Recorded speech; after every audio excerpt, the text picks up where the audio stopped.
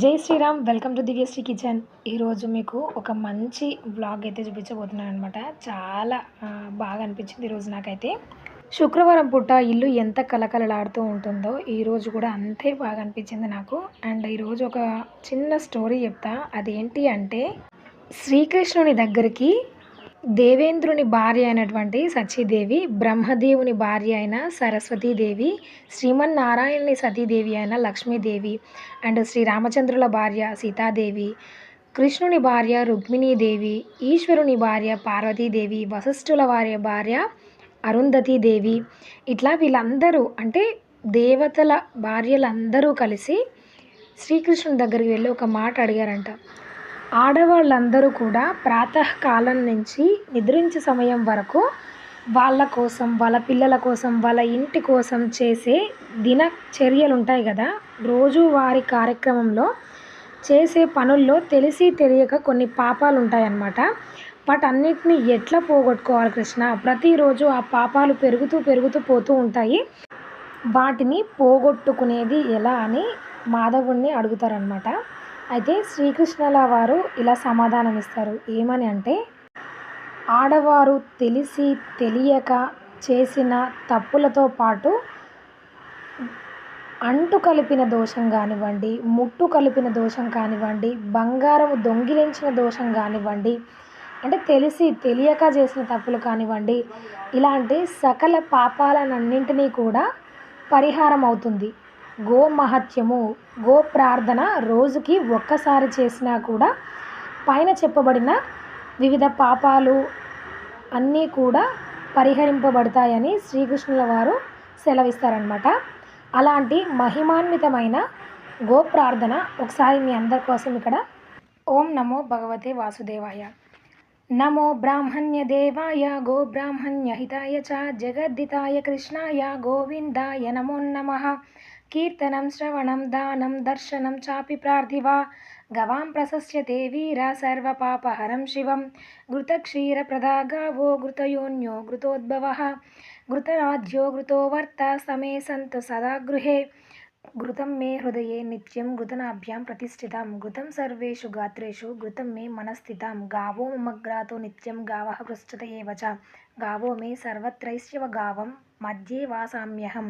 ఇత్యాచామ్య జపేత్సయం ప్రాతస్య పురుషः సదా యః దహ్నత్ కురుతే పాపం తస్మాత్ పరిముచ్యతే.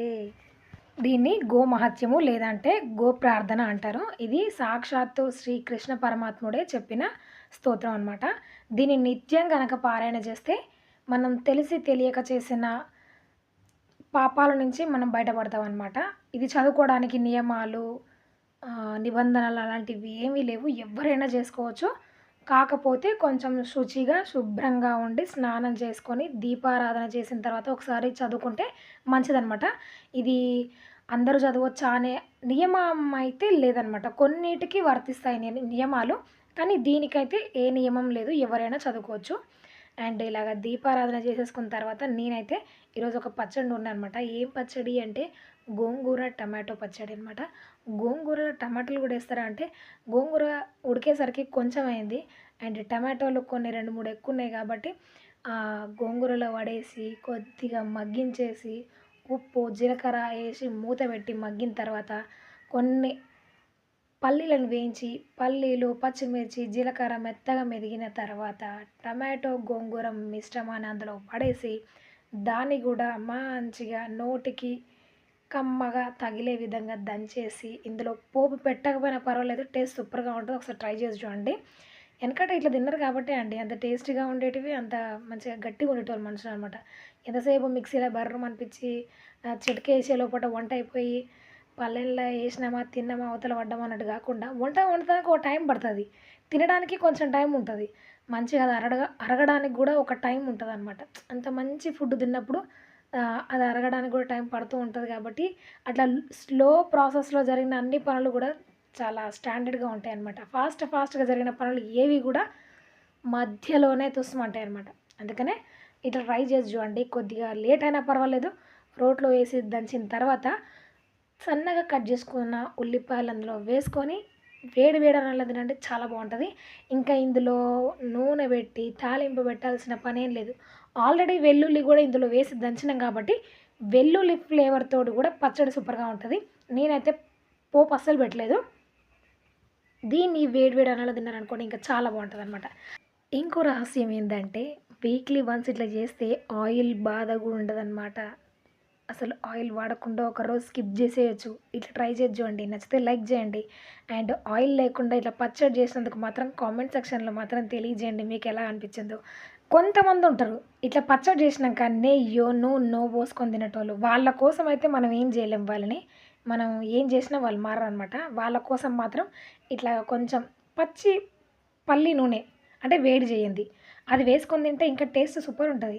టేస్ట్ బాగుంటుంది కానీ హెల్త్ తుస్సు అంటుంది అనమాట. అందుకనే నచ్చిన వాళ్ళు నూనె వేసుకొని తినండి. నచ్చిన వాళ్ళకి ఆయిల్ లేకుండా ఇలా పచ్చడి ట్రై చేసి చూడండి. నాకైతే వితౌట్ ఆయిల్ పచ్చడి చాలా బాగుంది.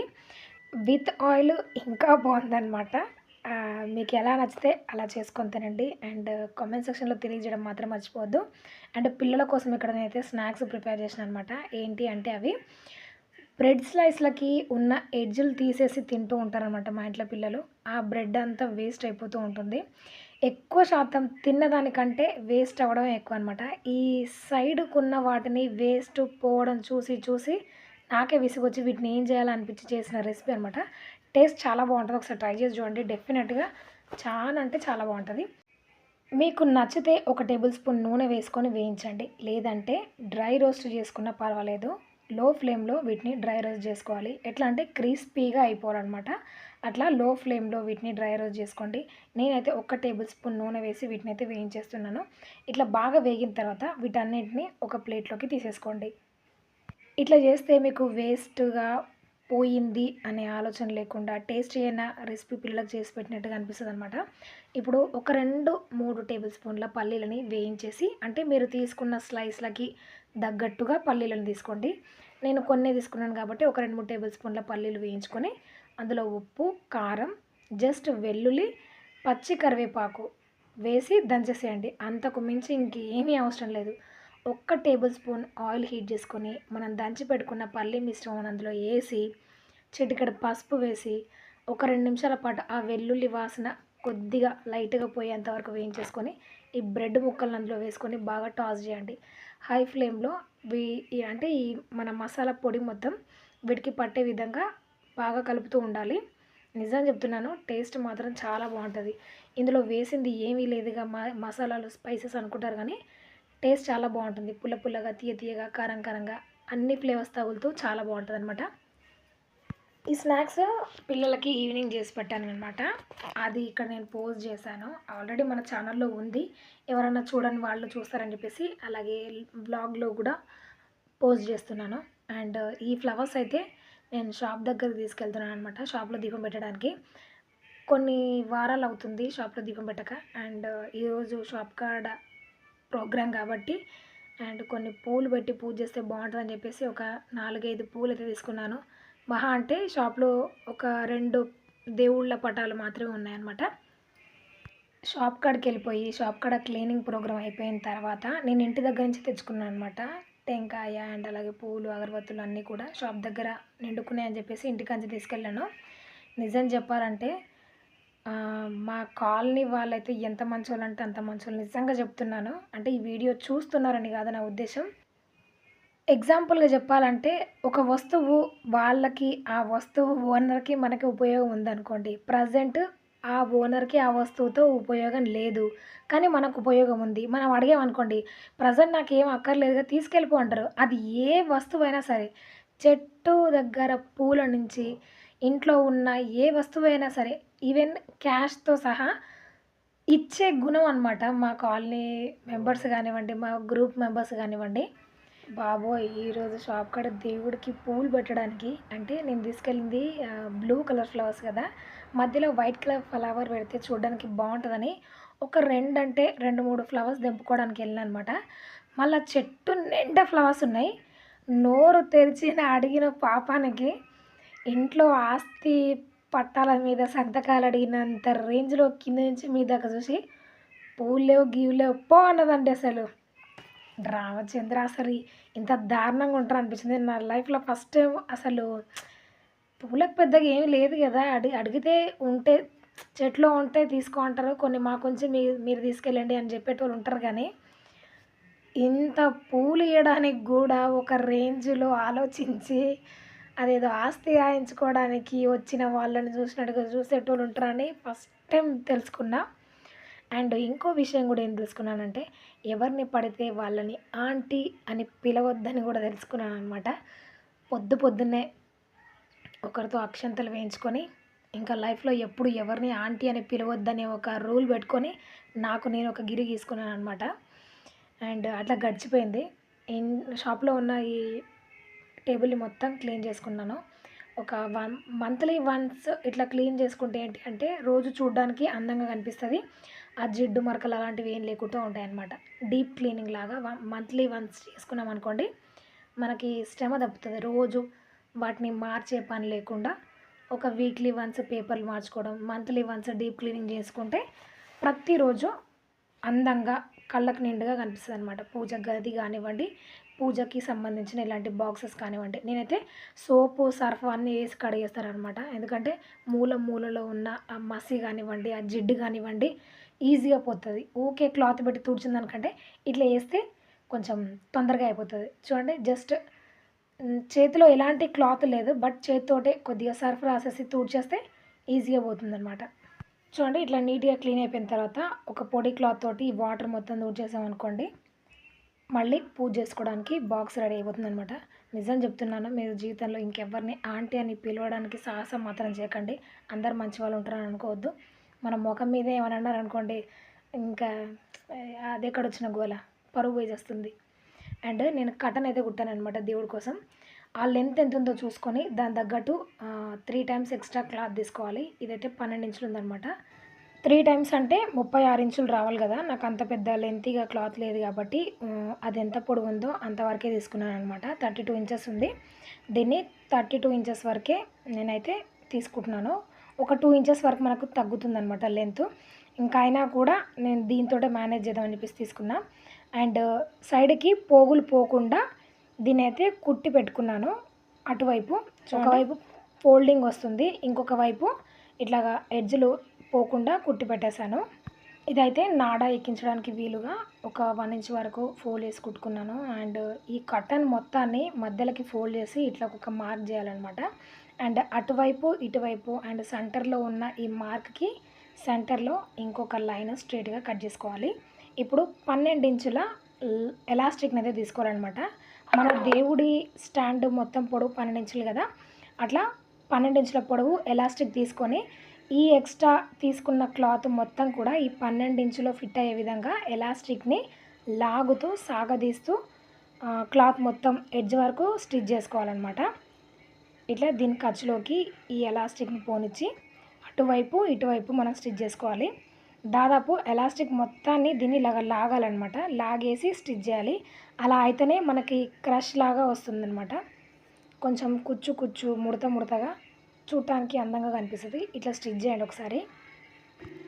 ఇట్లా 5 లైన్స్ డ్రా చేసుకొని వాటిపైన ఇట్లా ఎలాస్టిక్ స్టిచ్ చేయాలి. అటువైపు, ఇటువైపు సెంటర్‌లో మళ్ళీ ఈ రెండిటికి సెంటర్‌లో ఇలాగ ఎలాస్టిక్‌ని స్టిచ్ చేసుకోవాలనమాట. ఈ పైన నాడ ఎక్కించుకొని దేవుడి స్టాండ్‌కి కట్టే విధంగా స్టిచ్ చేసుకోవాలి. అండ్ వాటికి డోరీస్ లాగా నేను హ్యాంగ్ చేసి వాటికి మనము బ్లౌజ్‌కి ఎలా కుట్టుకుంటామో అలా కుట్టాననమాట. అలాగ వేలాడుతూ ఉంటే చూడడానికి బాగుండదు కాబట్టి అట్లా హ్యాంగ్ అయితే కొంచెం అందంగా కనిపిస్తది. గలీజ్‌గా వేలాడినట్టుగా కనిపించకుండా ఉంటదనమాట. ఇది దేవుడి కర్టెన్. అండ్ పైన ఒక మనకి పెళ్లి కార్డులు వస్తాయి కదా! ఆ కార్డ్‌లో వచ్చిన వినాయకుడి చిన్న ప్రతిమని ఇట్లా కర్టెన్ సెంటర్‌లో పెట్టి 4 వైపులా 4 టాకాలు వేసి దాని చుట్టూ కూడా ప్లెయిన్‌గా ఉండకుండా చిన్న పూసలనైతే ఫ్యాబ్రిక్ గ్లూతో అంటించాననమాట. అండ్ దేవుడి పటాన్ని పెట్టేసి దేవుడికి పూజ చేసి ఈ స్టిచ్ చేసిన కర్టెన్ అయితే దేవుడికి వేసేసాను.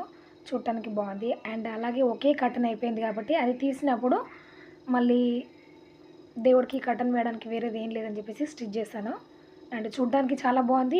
మనకి బయట నుంచి లోపల దీపం వెలుగుతున్నది కూడా కనిపిస్తుందనమాట. ఈ కర్టెన్ నచ్చితే మాత్రం లైక్ చేసి కామెంట్ చేయండి ఎలా ఉందో. అండ్ ఈ పక్కన ఉన్న హ్యాంగ్స్ ఉన్నాయి కదా, అవి దారాల్లాగా వేలాడుతూ ఉంటే బాగోలేదని చెప్పి వాటికి హ్యాంగ్స్ అయితే స్టిచ్ చేసిన.